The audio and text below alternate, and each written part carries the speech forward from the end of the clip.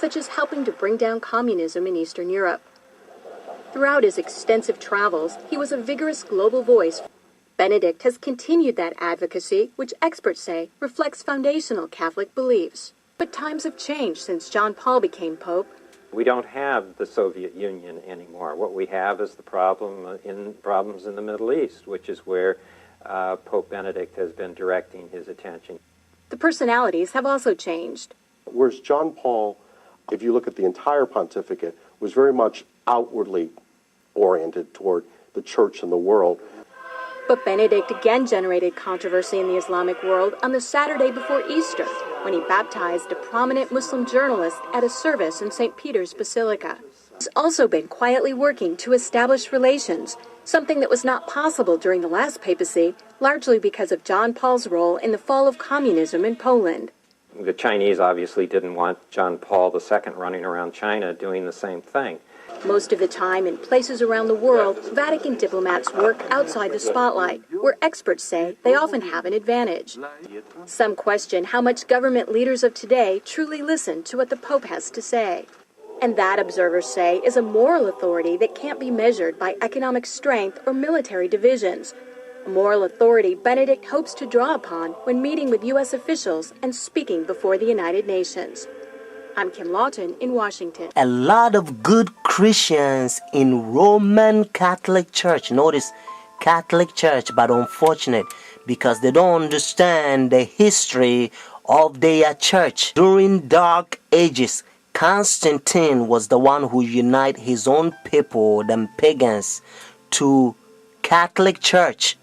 And when they unite in the church, because, there was statue worshippers, idols. So when they brought their idols, notice statues in Roman Catholic Church, they began to name them. Instead of Jupiter, they call it Peter.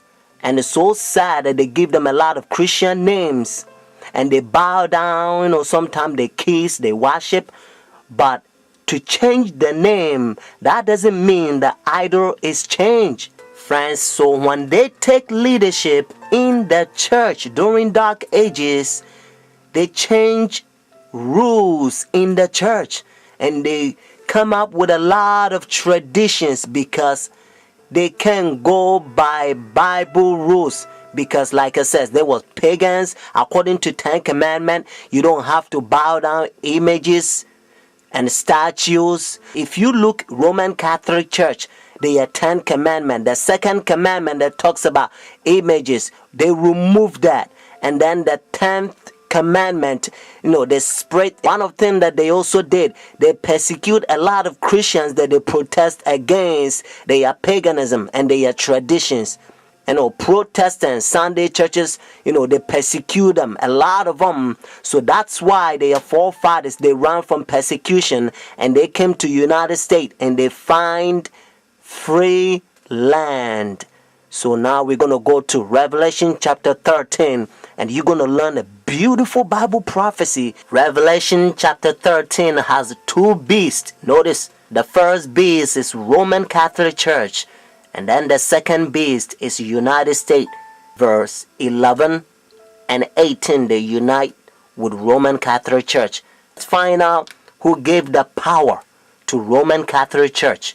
Notice Revelation chapter 13 verse 4. So they worship the dragon who gave authority to the beast. And they worship the beast saying, who's like the beast, who is able to make war with him. Friends, according to Revelation chapter 13, we know that the dragon gave the authority, the power to this beast. And according to Revelation chapter 12 verse 9, the Bible helps us to understand that the dragon is the old serpent called the devil and Satan. Notice what it says in verse 11 and 12. Notice the same chapter, Revelation chapter 13. Then I saw another beast coming out of the earth, and he had two horns like a lamb, and spoke like dragon. And he exercised all the authority from the first beast in his presence, and caused the earth and those who dwell in it to worship the first beast, whose deadly wound was healed. Just in case if you're thinking about any country, they don't fit. Whether it's China, India, Iraq, or Africa, they don't fit. That's what it says in verse 12. He exercised all the authority, notice, from the first beast, Roman Catholic Church, because when they ran from persecution, they came over here. They don't want to have anything to do with Roman Catholic Church because they used to persecute them, friends. That's what it says. And again, I want you to get this so that you will know that it's the United States. Verse 12, he exercised all the authority from the first beast. But unfortunately, the same verse 12 says, and caused the earth and those who dwell in it to worship the first beast whose deadly wound was healed. So United States is going to cause the whole world to worship Roman Catholic Church. And that's why now they already have pagan sun worship day, Sunday worship, the Roman Catholic Church. They changed God's holy Sabbath from Saturday to their pagan sun worship day, Sunday worship. So whenever they enforce the law, friends, if you think, well, because I'm not going to buy, I'm not going to sell, and the things is going to be hard, and you don't believe in God, and you doubt his power, if you doubt God who created you, the one who hold your breath, and if you doubt his power, and if you go by the pagan sun worship day, behind the scene is the devil that wants you to worship him, at that time probation will close. Your decision is made. You will be doomed. Revelation chapter 14, God placed a fearful curse on those who receive the mark of the beast, those who worship the devil. But friends, have faith.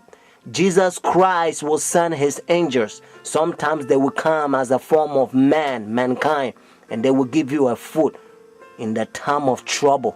Hebrews chapter 4 verse 7 to 11. Notice what Bible says. And again he designated a certain day, saying in the David today, after such a long time as it has been said, today, if you will hear his voice, do not harden your heart. For if Jesus has given them rest, then he will not afterward have spoken of another day.